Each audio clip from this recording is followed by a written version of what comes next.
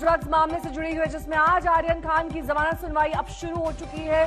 Sessions court में दरअसल ये सुनवाई शुरू हो गई है। एनसीबी ने जहां एक और माफी मांगी है देरी से सुनवाई शुरू होने के लिए, वही सतीश मान शिंदे जो कि वकील हैं आर्यन खान के, उनका ये कहना है कि 2 बजे के बाद भी सुनवाई जारी रहे। जब तक जमानत पर फैसला नहीं आ जाता तब तक सुनवाई होनी चाहिए। लेकिन एनसीबी ने माफी मांगी है देरी से सुनवाई के लिए, क्योंकि एनसीबी दस्तावेज तैयार कर रहा था आर्यन खान की जमानत पर, और जमानत पर सुनवाई अब शुरू हो चुकी है। सौरभ अख्तानिया मेरे सहयोगी इस वक्त तमाम जानकारी के साथ जुड़ गए हैं। सौरभ, देरी डिले क्यों हुआ? जी देखिए नेहा, सबसे पहले तो आज 11 बजे ये हियरिंग शुरू होनी थी और शाहरुख खान के तरफ से यानी कि आर्यन खान की तरफ से जो एडवोकेट्स थे, सतीश माने शिंदे या अमित देसाई हो और बाकी के जो एडवोकेट्स हो, वो सारे के सारे कोर्ट रूम में पहुंच गए थे।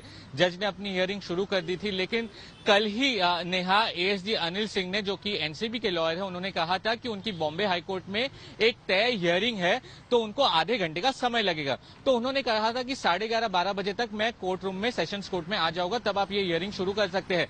लेकिन देखिए 1:30 बजे ASD Anil Singh court room में पहुंचे हैं। उसी बीच एनसीबी के ऑफिशियल्स ने कोर्ट को यह भी कहा कि एक नहीं 2 मामले थे जो एएसडी को रिप्रेजेंट करना था बॉम्बे हाईकोर्ट में, और ज्यादा दूर नहीं है। देखो बॉम्बे हाईकोर्ट से जो सेशंस कोर्ट की जो दूरी है वो हार्डली 5 से 10 मिनट की, आप पैदल आ सकते हैं। तो अब जो है सुनवाई शुरू हो चुकी है। एएसडी अनिल सिंह अब अपना रिप्लाई फाइल कर रहे हैं। देखिए कल बहुत ही स्ट्रेटेजिकली जो तीनों आरोपी है, यानी कि आर्यन खान, अरबाज और साथ ही मुनमुन, इन तीनों आरोपियों के जो वकील ने बहुत ही स्ट्रेटेजिकली अपनी दलीलें पेश की। लगभग 2 घंटे तक उन्होंने अपनी दलीलें पेश की। उन्होंने क्या कहा कि ये एक कॉन्स्पिरेसी नहीं है और इन तीनों का आपस में कोई कनेक्शन नहीं है। ये 2 सबसे बड़े टेकआउट थे उनकी हियरिंग में। लेकिन जब कल एएसडी अनिल सिंह एनसीबी की तरफ से उन्होंने जब अपनी दलीलें पेश करना शुरू किया तो सारा जो सिचुएशन है वो पूरा बदल गया। बहुत ही ऊपर नीचे ये पूरा केस और ट्विस्ट एंड टर्न के साथ कोर्ट रूम के अंदर पेश किया जा रहा है।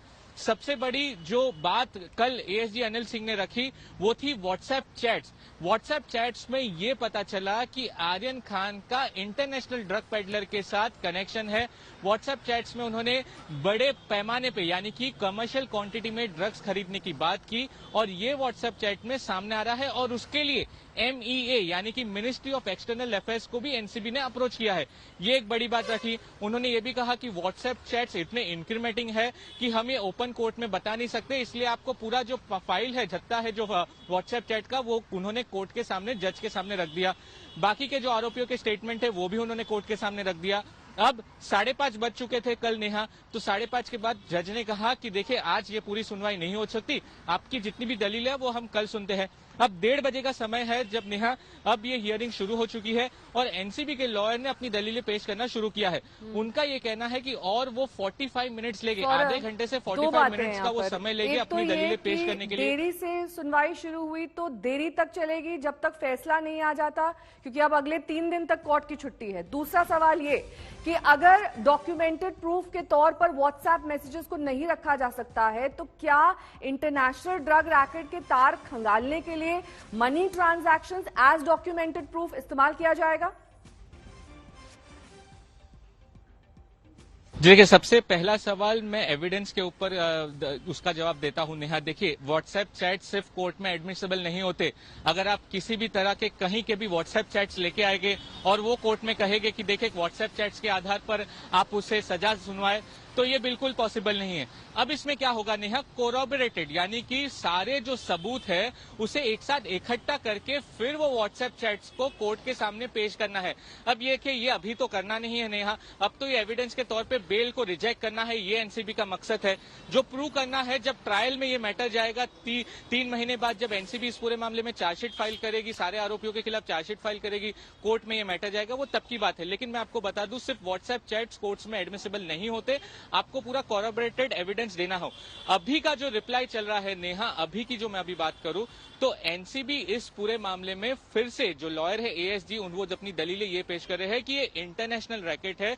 आप इसे ये नहीं कह सकते कि बाकी के आरोपियों का एक दूसरे के साथ कोई कनेक्शन नहीं है। अगर अरबाज खान आपका बचपन का दोस्त है तो आप उनसे ये नहीं कह सकते कि मुझे पता नहीं था कि अरबाज मुझे पार्टी में कहां लेके जा रहा था, क्या अरबाज के पास कोई ड्रग्स था नहीं, क्योंकि उनका ये कहना है कि मन्नत से साथ में ही निकले थे अरबाज और आर्यन खान और साथ में 2 लोग और थे। तो ये सारी दलीलें एनसीबी की तरफ से पेश की जा रही है।